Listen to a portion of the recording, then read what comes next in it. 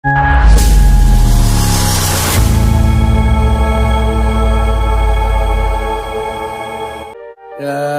di King Cross Station in London.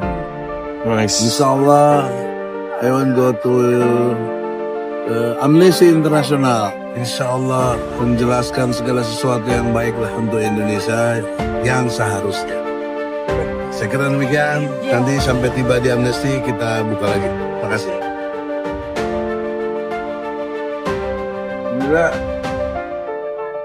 Udah ke sana Amnesty International ya.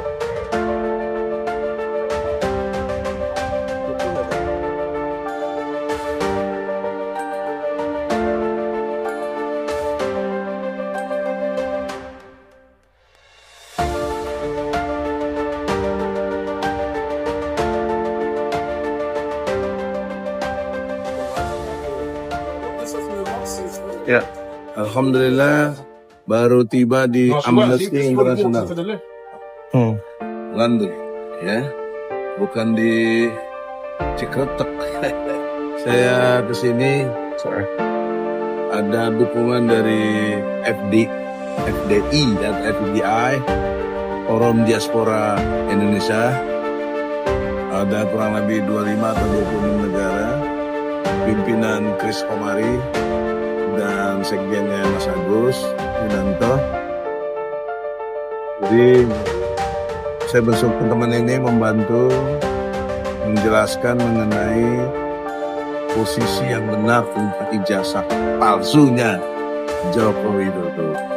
Yang kemarin sudah bagus Profesor Sofyan, ditekan akhirnya berubah lagi pendapatnya. Ya itulah, intelektual, cerdas, tapi nggak berani ya begitu. Isinya berani aja. Kalau kita berani, dia pasti takut. Kalau kita takut, dia berani. Dalil saya Ali Imran, ayat 150, 151. Balillahumma maulakum wa huwa khairun nasirin. Pertolongan dan perlindungan terbaik hanya dari Allah. Memohonlah selalu kepada Allah. Pasti tidak takut dan pasti tidak bersedih hati. Al-Baqarah 112, insya Allah. Ayo kita masuk.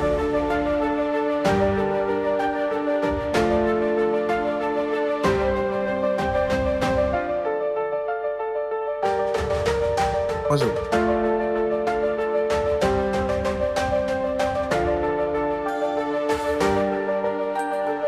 Alhamdulillah barusan jam 11.30 waktu UK atau London tepatnya, itu kita sudah diterima surat.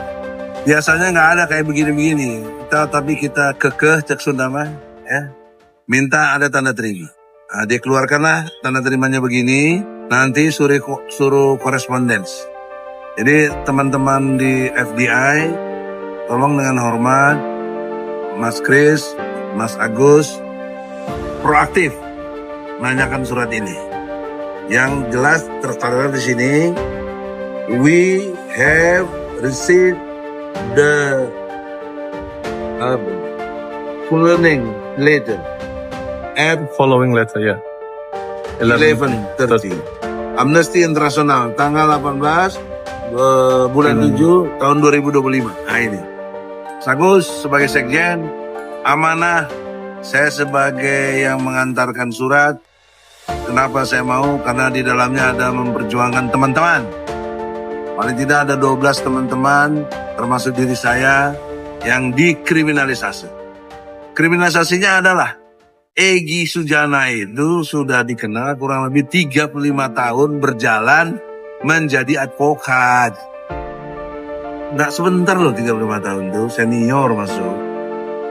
Itu ada Undang-Undang nomor 18 tahun 2003 pasal 16. Bahwa advokat tidak dapat digugat perdata dan tidak dapat dituntut pidana ketika membela kliennya. Nah, klien yang saya bela siapa? Bambang Tri, Gus Nur, Muslim Arbi, Rizal Fadila sebagai prinsipal yang melaporkan atau yang menggugat Joko Widodo. Juga menurut Undang-Undang tentang Perlindungan Saksi dan Korban, pasal 10, bahwa kami ini pelapor korban dan saksi nggak bisa dilapor balik. Ini hukum mana?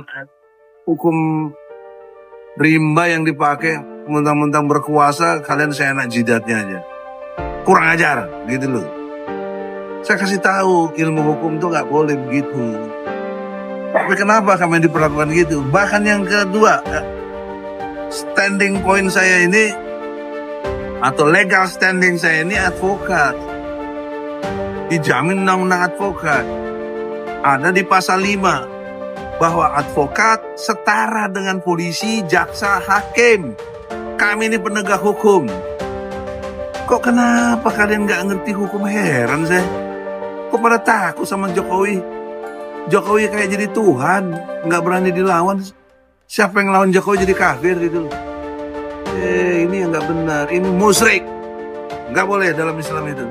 Nggak boleh ada yang ditakuti, dicintai, digandrungi, kecuali Allah Subhanahu Wa Taala. Itu tauhid.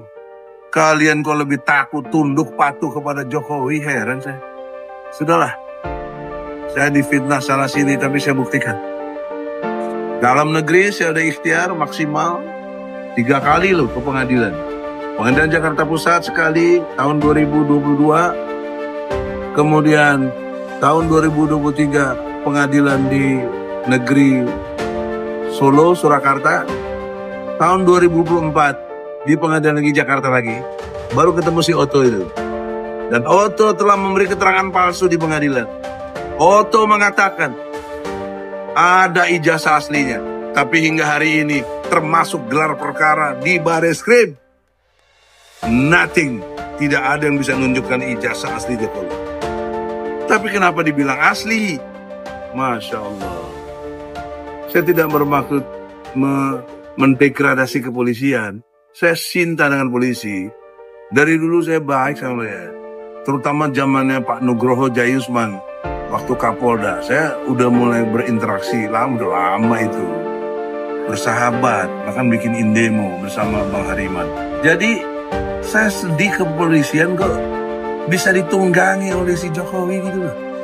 Heran saya. Segitu besar institusinya, kok takut sama Jokowi? Jadi dengan hormat, tolonglah yang lihat video ini jangan dilihat sini kebencian. Kebencian apa sih? Ya. Saya ini advokat. Saya juga concern terhadap dakwah. Saya ingin tegakkan ajaran Islam yang benar.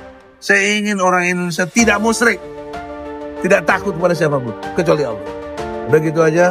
Selanjutnya, Refli Harun dan lain-lain yang punya videonya, Ardi, kemudian Arif Iksan, siapa aja lah yang punya video, besarkan dong ini berita betul, nggak ada di TV-TV mainstream, nggak ada. Saya kira demikian, semoga ada manfaatnya. Allah redho. Takbir, Allahu Akbar, Allahu Akbar, Allahu Akbar. Assalamualaikum warahmatullahi wabarakatuh. Kalau memang Saudara Joko Widodo merasa tersinggung, bagaimana dengan rakyat yang hari ini sudah sekian kali dibohongi? Mobil SMK 11.000 triliun, anak-anakku tidak ikut politik, tidak ada import, dan seterusnya. Apakah rakyat tidak sakit hati? Coba lihat ekonomi kita hari ini. Apakah dalam periode ini ada kebaikan di negeri ini sehingga rakyat boleh merasa bahagia? Kalau ada yang bahagia dengan alokasi anggaran dari saudara Joko Widodo, silakan. Tetapi hak rakyat juga kalau merasa terzolimi. Dan memang faktanya, saya pun merasa terzolimi. Dan jangan katakan orang yang sedang berjuang melawan kezoliman, melawan kebohongan, itu sebagai menyakiti. Harusnya bertanya, apa yang telah kau lakukan pada rakyatmu sehingga rakyatmu sakit? Pak Jokowi, kalau melihat ini, tolong apa yang kau lakukan pada rakyatmu, bangsamu, sehingga urusan yang sepele hanya menunjukkan selembar ijazah kau tidak lakukan. Kau tidak punya sikap negarawan, lebih memilih proses hukum dan ingin mengambil pilihan memenjarakan seorang ibu yang punya anak hanya demi kepuasan bahwa semua harus diselesaikan secara hukum.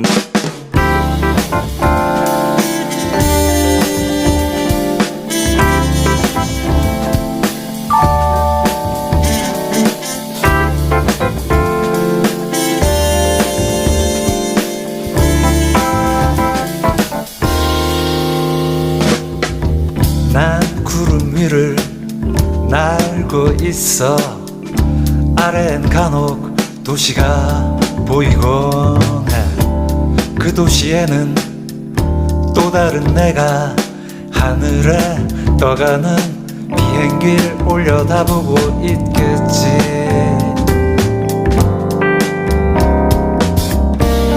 난 하늘을 보고 또 다른 나는 아래를 쳐다